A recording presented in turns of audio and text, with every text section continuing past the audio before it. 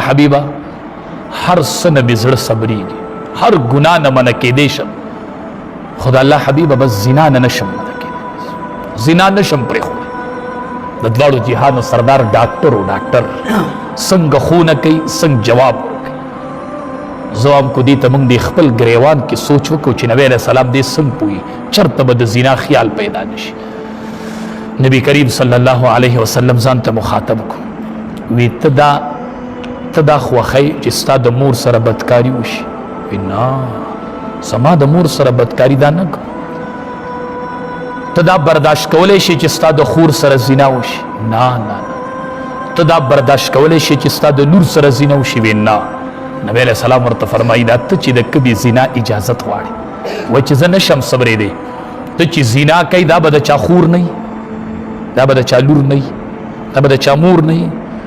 ته چې د زنا اجازت غواړي دا به د چا موري که نه، دا به د چا خوري که نه، دا به د چا لوري که نه. نو چې ته نه برداشت کوي داسې بل سړی برداشت کوي چې د هغه د مور سره زنا وشي؟ دا برداشت کوي؟ او ویل خپل لاس یې راواغست او ما له داسې په دې سینه کې دا چا لاس؟ هغه وایي چې لاس مې په سینه باندې کېښودل شو د نبي کریم صلی الله علیه وسلم.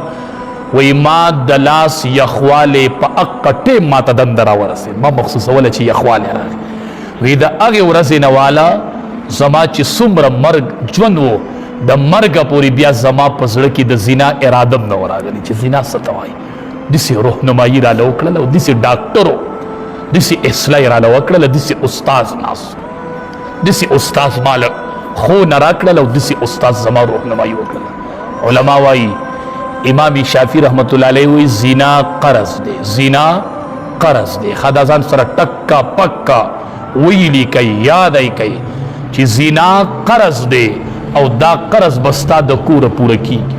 چا سره دی زنا وکړله یو قرض در باندې ووړي، دا قرض به پوره کیږي، دا به ستا د کور نه او ستا د زنانو نه ایسته شي، دا به پوره کیږي.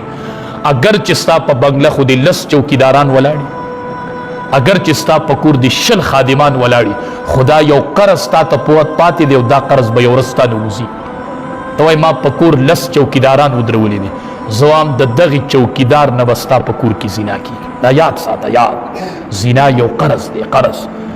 نبی کریم صلی الله علیه وسلم صحابو ته وفرمایل وی د پردو زنانو نه پرهیز کوئ نو ستاسو د زنانو نه به پرهیز وشي.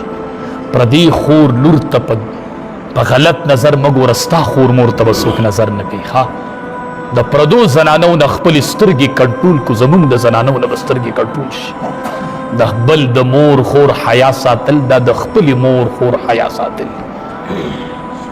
الله دې رحم وکړي، ډېره بې حیایي عام شوې ده. بس خدای دې زمونږ حفاظت وکړي. بس تمیز ورکېدو والا دی، خفه په دې یو لږه موده پس به مور ته څوک مور نه وي. بس داسې وخت را روان دی.